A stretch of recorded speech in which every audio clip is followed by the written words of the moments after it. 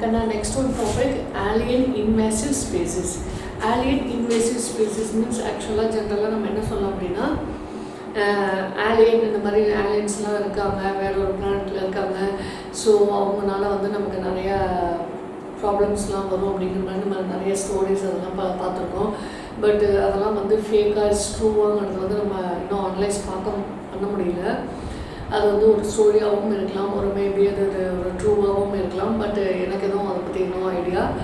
So அது மாதிரி வந்து பார்த்திங்கன்னா ஆலியன் இன்வேசிவ் ஸ்பீசிஸ் அப்படிங்கிறது வந்து ஜென்ரலாக எண்டமிக் அப்படின்னா என்ன சொல்கிறாங்க அப்படின்னா, ஆலியன் அப்படிங்கிறது வந்து எப்படி ஒரு வேறு ஒரு இதிலேருந்து கண்டத்துலேருந்து நம்மளோட வேற ஒரு இதில் அவங்க இருக்காங்களோ அதே மாதிரி இப்போ நம்ம எப்படி இடத்துல இருக்கோம் அது மாதிரி அவங்க வேற ஒரு இதில் இருக்காங்களோ அந்த மாதிரி இப்போ ஜென்ரலாக வந்து ஏன் நம்ம வந்து பீகாக்கை வந்து national bird why they calls the peacock is national bird.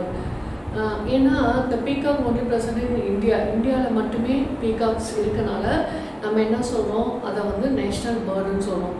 For example இந்தியாவில் மட்டுமே இருக்கக்கூடிய எலிஃபெண்ட் வந்து எண்டமிக் எலிஃபெண்ட் இன் இந்தியா அந்த மாதிரி சொல்லலாம். அதாவது எந்த ஒரு பர்டிகுலர் பிளேஸில் மட்டும் இருக்கக்கூடிய ஒரு ஸ்பீசிஸாக இருந்தாலும் ஓகே, இல்லை ஒரு அனிமல்ஸாக இருந்தாலும் ஓகே, இல்லை எந்த ஒரு ஆர்கானிசம்ஸாக இருந்தாலும் ஓகே, அது ஒரு பர்டிகுலர் ஏரியாவில் மட்டுமே அது லொக்கேட் ஆகிருக்கு அப்படின்னு சொன்னால் அது எண்டமிக் ஸ்பீசிஸ்ன்னு சொல்லுவாங்க.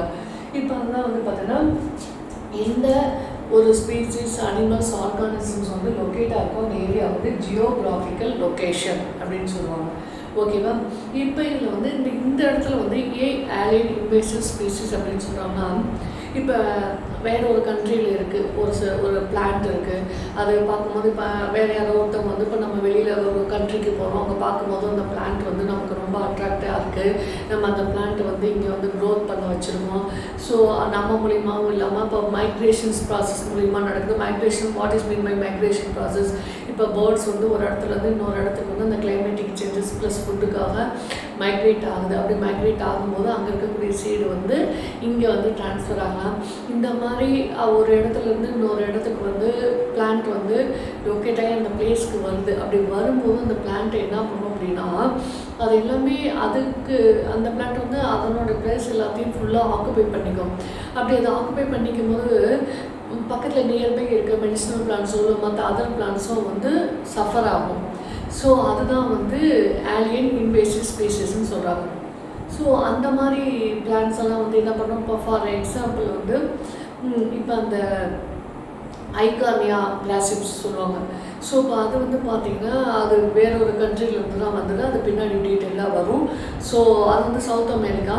ஸோ அது வந்து பார்த்திங்கன்னா இப்போ ஒரு பிளேஸ்லேருந்து இன்னொரு பிளேஸுக்கு அது வந்து ஃபாரின்லேருந்து வந்துட்டு அது வந்து அந்த பிளேஸு நம்ம பிளான்ஸ் இருக்கக்கூடிய அந்த ஏரியாவில் ஃபுல்லாக ஆக்குபை பண்ணி பக்கத்தில் நியர்பை இருக்க ஹெர்பல் பிளான்ஸையும் சரி நார்மல் பிளான்ஸையும் சரி அதை சஃபர் பண்ணும்போது நம்ம என்ன பண்ணுவோம், அந்த பிளான்ட்டை வந்து ஒன்று பேர்னிங் பண்ணுவோம், இல்லை ஏதாவது கட் பண்ணுவோம்.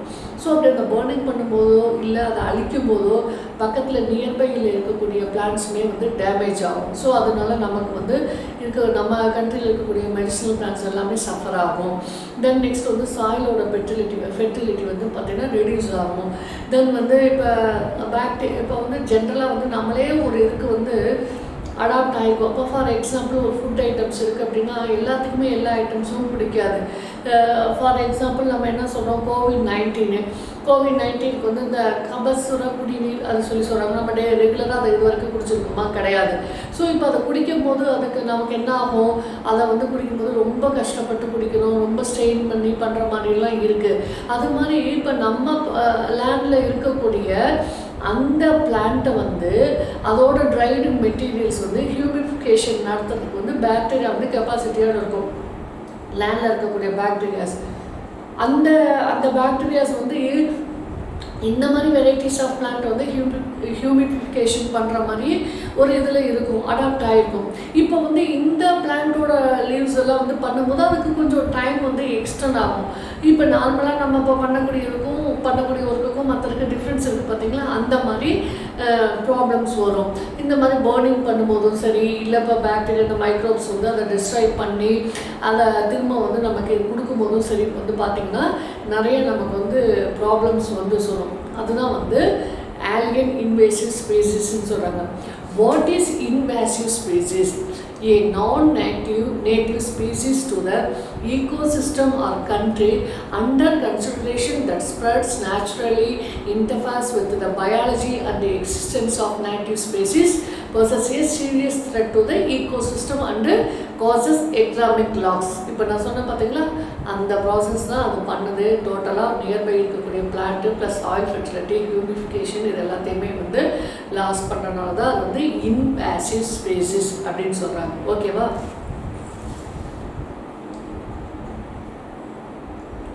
நெக்ஸ்ட்டு இந்த நான் சொன்னால இதுக்கு வந்து ஒரு பெஸ்ட்டு எக்ஸாம்பிள் வந்து 2 ஸ்பீசிஸ் சொல்லலாம். ஃபர்ஸ்ட் ஒன்று வந்து பார்த்தீங்கன்னா ஐகார்னியா கிராசிப்ஸ். ஐகார்னியா கிராசிப்ஸ். இந்த ஐகார்னியா கிராசிப்ஸ் வந்து பார்த்தீங்கன்னா நேட்டிவ் வந்து சவுத் அமெரிக்கா. ஆக்சுவலாக இந்த பிளான்ட் எங்கே இருக்குது? சவுத் அமெரிக்காவில் தான் இருக்குது. பட் என்னாச்சு அப்படின்னா it is an invasive weed native to South America. இது Eichhornia crassipes. It was introduced as aquatic ornamental plant. இது வந்து என்ன இருக்கும்? அக்வாட்டிக்கில் இருக்கக்கூடிய one of the plant which grows faster throughout the year. இது என்னாகும்?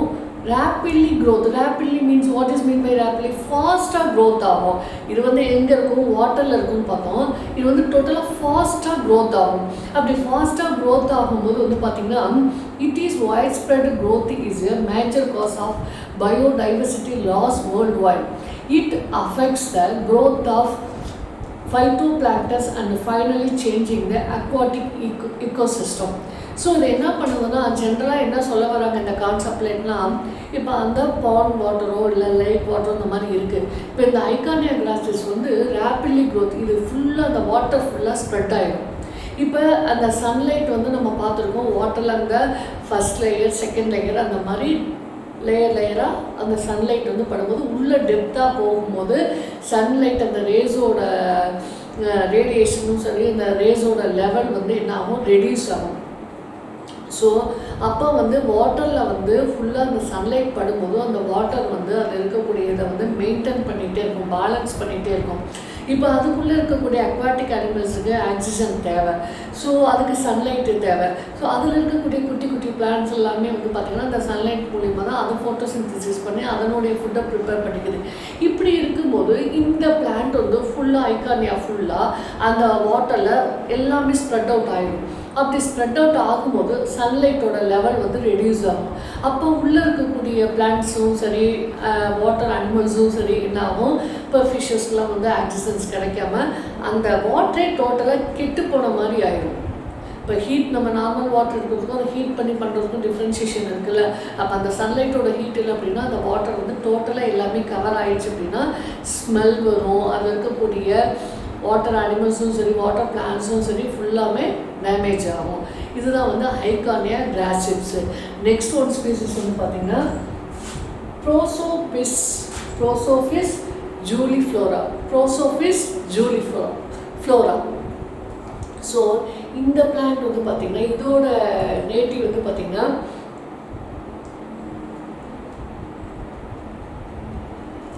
Prosopis ஜூலிஃப்ளோரா is an invasive species. இதுவும் one of the invasive species. Native is Mexico and South America. இந்த பிளான்ட் எங்கே இருக்கும் அப்படின்னு பார்த்தீங்கன்னா மெக்சிகோலையும் சவுத் அமெரிக்காவிலையும் இருக்கும்.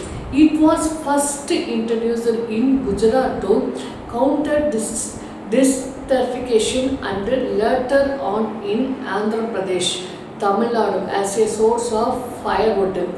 ஸோ இது என்ன பண்ணுறதுனா இப்போ நம்ம ஆல்ரெடி நம்ம பார்த்தோம் எப்படி ஐகார்னியா வந்து மற்ற நியர்பை இருக்க பிளான்ட்டை சஃபர் பண்ணுதோ அது மாதிரி இந்த ப்ரோசோஃபிஸ் ஜூலிஃப்ளோரா வந்து ஆக்சுவலாக இது மெக்சிகோவில் சவுத் அமெரிக்காவிலேயும் இருந்த பிளான்ட் தான். இது வந்து ஃபஸ்ட்டு எங்கே இன்ட்ரடியூஸ் ஆச்சு அப்படின்னு வந்து பார்த்திங்கன்னா Gujarat to counter desertification and later on in Andhra Pradesh. அதுக்கப்புறம் வந்து பார்த்திங்கன்னா தமிழ்நாடு இப்படியே நியர்பை அதான் நான் சொன்னேன்ல மைக்ரேஷன்ஸ் மூலிமா அது வந்து ஸ்ப்ரெட் ஆகுது அப்படின்னு சொன்னேன்ல அந்த மாதிரி ஆந்திர பிரதேஷ் அதுக்கப்புறம் Tamil Nadu as a source of firewood. It is an aggressive colonizer and as a consequence the habitats are rapidly covered by this species. Its invasion reduced the cover of native medical herbaceous species. It It is used to arrest wind erosion and stabilize sand erosion on coastal and desert areas. It can absorb hazardous chemicals from soil and it is the main source of charcoal. இப்போ இந்த plant என்ன பண்ணும் அப்படின்னா இது ஃபுல்லாக அப்படியே growth ஆகி இதுவும் அதே மாதிரி தான் என்ன ஆகும் அப்படின்னா நியர்பை இருக்க ஹெர்பல் மெடிசன் பிளான்ட் எல்லாமே வந்து வளர விடாமல் பண்ணிடும். நார்மல் இருக்கக்கூடிய பிளான்ட்டையும் வந்து சஃபர் பண்ணிடும். இப்போ இதை வந்து இப்போ நம்ம என்ன பண்ணோம் இதே மாதிரி தான் இதை வந்து இப்போ அதை வந்து நம்ம பண்ணும்போது எப்படி ப்ராப்ளம்ஸ் வருதோ அதே மாதிரி இந்த பிளான்ட் வந்து ஒன்று எரிக்கும் போது பக்கத்தில் இருக்கக்கூடிய பிளான்ட்டும் எல்லாமே எரிஞ்சு போயிடும். அந்த பிளான்ட்டை மட்டுமே நம்ம பர்டிகுலராக பேஸ் பண்ணி எரிக்க முடியாது. அட்லீஸ்ட் பக்கத்தில் நியர்பை இருக்கக்கூடிய பிளான்ட் வந்து அட்லீஸ்ட் ஒரு 2 or 3 அது ஒரு 5 அந்த மாதிரியாக இருக்கும். இதுவுமே வந்து பார்த்திங்கன்னா ரேப்பிட்லி க்ரோத் வேகமாக ஃபுல்லாக ஸ்ப்ரெட் ஆகிட்டே போகும். அப்படி இருக்கும்போது அந்த நியர்பை இருக்க பிளான்ட் ஃபுல்லாக அது ஸ்ப்ரெட் ஆகிருக்கும்போது அதை ஒரு சரௌண்டிங் ஏரியா ஃபுல்லாமே வந்து டேமேஜ் ஆகும். இது ரெண்டாவது வந்து இது வந்து அந்த நம்ம ஒரு ஃபெர்டிலைசர் ரோல் அந்த மாதிரி இருக்கும்போது இதை அழிக்கிறதுக்கு வந்து நம்ம என்ன பண்ணோம் ஹசார்டஸ் கெமிக்கல்ஸ் அப்படின்னு வந்து பார்த்திங்கன்னா ரொம்ப பவர்ஃபுல் கெமிக்கல்ஸ் அதாவது ஆசிட் மாதிரி ஊற்றுனா தான் இது வந்து நம்ம கில் பண்ண முடியும், டெஸ்ட்ராய் பண்ண முடியும். அப்படி ஆசிடை வந்து நம்ம அந்த பிளான்ட்டுக்கு வந்து ஊற்றி அதை எரிக்கும் போது என்ன ஆகும் அப்படின்னு வந்து பார்த்திங்கன்னா பக்கத்தில் நியர்பையில் இருக்கக்கூடிய பிளான்ட்ஸும் வந்து அந்த ஆசிடோட பவர்னால டேமேஜ் ஆகும். ரெண்டாவது சாயிலோட ஃபெர்டிலிட்டியுமே வந்து என்ன ஆகும் ரெடியூஸ் ஆகும். அதில் என்ன ஆகும் ஐகார்னியா கிராசிடஸில் வந்து பார்த்திங்கன்னா ஃபுல்லாக அது வாட்டரில் இருக்கிறனால வாட்டரில் இருக்கக்கூடிய அனிமல்ஸ் எல்லாமே பார்த்திங்கன்னா தண்ணி வந்து கெட்டு போன தண்ணி மாதிரி ஆகிடும். அதில் இருக்கக்கூடிய பிளான்ட்ஸும் சரி அனிமல்ஸும் சரி டேமேஜ் ஆகும், ஸ்பாயில் ஆகும், அதுக்கு தேவையான ஆக்சிஜன் கிடைக்காது. அது மாதிரி இது வந்து பார்த்திங்கன்னா இது லேண்ட் பொல்யூஷன்ஸ் மாதிரி சாயிலோட ஃபெர்டிலிட்டியும் இதையுமே வந்து ரெடியூஸ் பண்ணுது. ஓகேவா? Next one conservation. ஓகே.